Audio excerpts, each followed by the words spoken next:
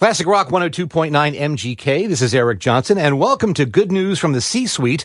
With me today is Dan White from Daniel A. White and Associates of Glen Mills. Hi, Dan.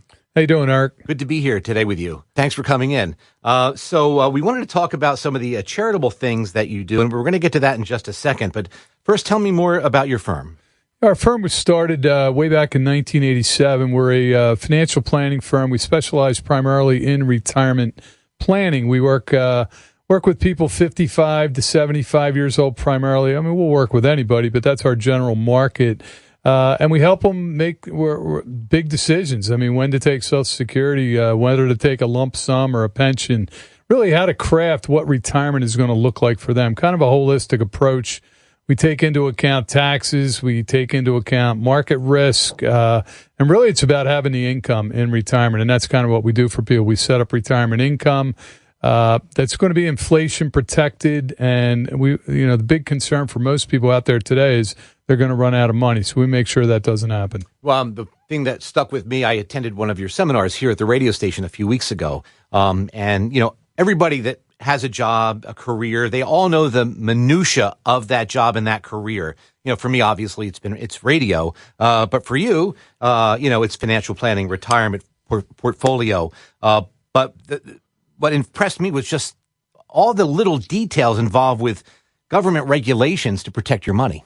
Yeah, it's really changed over the years. I mean, 40 years ago, retirement was completely different. Everybody had pensions, they had Social Security, and maybe they had a little bit of savings, and they had their house paid off. Today, nobody has pensions anymore. Unless you work for the government, the odds are pretty good you no longer have a pension. Social Security, as we know, is getting a little wobbly because in 10 years, if they don't change anything, they're going to cut Social Security benefits. So it really depends on the client or the person to develop their own retirement planning strategy. And it's difficult for a lot of people. They don't have any problem saving the money. It's real easy saving the money. You just say, hey, take it out of my paycheck, put it in the 401k. But then when it's retirement time, it's like, where do you draw it from?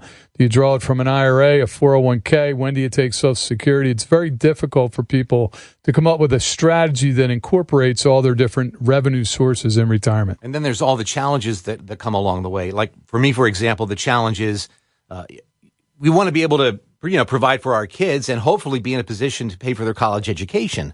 Well, if you decide to do that, that's thousands of dollars each month. That's not going toward your retirement. Do you help guide people through that? We do. And we always, we make it a point to people, it's kind of interesting because a lot of people are in that same type of box, if you will. I mean, people they have kids going to college and at the same time they're getting ready for retirement. And what I always caution people or warn them about is the kids can always borrow for college. You can't borrow for retirement.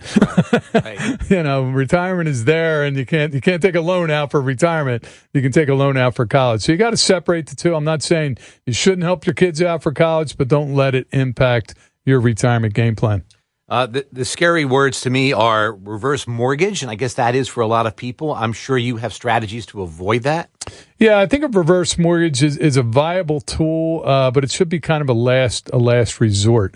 It's for people. I'll give you a prime example. I worked with a woman years ago whose sole income was Social Security. I think she brought in about $1,100 a month or $13,000 a year, and she lived in Upper Chichester, and her real estate taxes were $9,000 a year.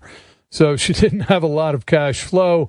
And I said, and she had a $400,000 house with no debt. There is a time where a reverse mortgage makes sense. Pull some of the equity out of the house to help you maintain your standard of living. But for most people, a reverse mortgage should be kind of a last resort. They ought to rely on what they've planned for. Hopefully they have done some planning up to and during retirement. So one of the questions on my sheet here says, who is your ideal customer? So far, judging by our conversation, I guess it would be me, right? I mean, I'm 62, a few more years of career left, lots of career behind me, paying for my kids' college. Yep. Could you tell me more about your ideal customer and how you can help people have a sustainable retirement? You are the prototypical person we deal with. I mean, for most people, age 59 and a half is a magic age because up until then, you really can't get to your retirement savings if you work for corporate America.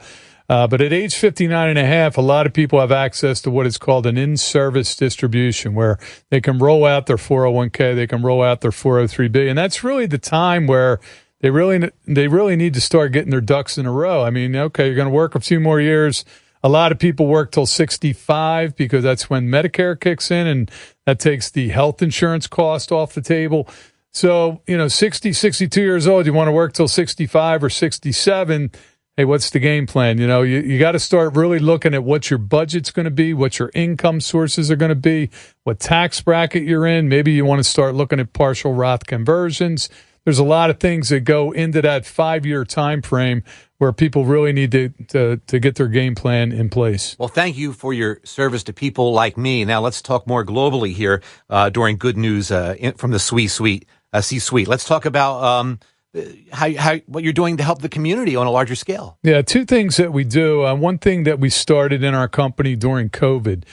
We do a lot of things for our clients. We have a golf outing. We might have we take everybody to a Wilmington Blue Rocks minor league baseball game. So we do a lot of things for our clients. And then COVID hit. We couldn't do any of these things. So we were thinking toward the end of 2020, what can we do for our clients? We said, well, let's give them pies because they don't want to have to come into the office. They can just drive their car through the parking lot. We'll hand them a pie. And we called it a pie drive-by. Which is kind of funny. And then we said, well, you know what? Let's not waste this. Let's not waste a good crisis here. Why don't we get them to give us something back? So we asked our clients to give us back, canned goods or food for the local shelters. And we started a Toys for Tots donation site as well. So it's kind of funny. We did it the first year. We liked it so much. We kept doing it.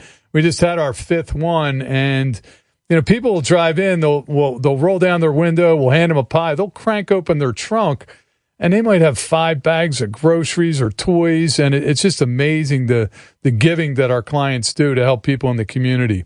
So the pie is sort of like they get the pie and they give back even more. Exactly. It's a great experience. Before we went on the air, you talked about folks that might fall into hard times through no fault of their own. Can you tell me more about how you help in that regard? Yeah, my wife and I, it was back around 2011. Our business was doing really well. And, when things are going well, you don't necessarily have to increase your lifestyle just because things are going well. And I said to her, you hear all these stories, and the thing that really prompted this, there was an article in the Philadelphia Inquirer about a gentleman who in a span of 4 years had lost his wife to cancer. He lost his college-age son in a car wreck. He lost his job. And then he had a handicapped son at home, and a handicapped son bumped into a candle and burned the house down. Oh, my. So I'm thinking, my gosh, this poor guy. And these kind of people kind of slip between the cracks because the Red Cross, they're not going to help them. They might have a GoFundMe on the internet. And I thought there's got to be an organization to help people like this. So my wife and I founded a 501c nonprofit called Granting Others Dreams. It was kind of like our motto is to help people have hope when they don't know where to turn. So we help people that, the last 2 we just did, one woman reached out to us, her sister had gotten cancer, was a single mom, 2 kids, had to stop work, wasn't sure how she was going to pay her bills. So a situation like that, we might say, hey, you're trying to get better. You don't need to worry about your finances. Give us your rent or your mortgage payment. We're going to pay that for 6 months while you're going through treatment. And you just focus on getting better, and we'll take care of the rest. That's outstanding. Dan, thank you for the good news. Any other parting words before we wrap things up? Well, I think people just have to realize, it's we're all in this together, and nothing we have is ours. Everything. We're blessed that we have the things that we have, and I think, to be able to give back to the community at large and help people who maybe don't have as much as you, I think that's a good thing that everybody ought to practice. Well, we're recording this conversation a couple of days before Thanksgiving. So, Dan, happy Thanksgiving. Happy Thanksgiving to you as well, Eric. And thanks for stopping by WMGK today. That's Dan White from Daniel A. White and Associates. Good news from the C-suite on Classic Rock 102.9 MGK.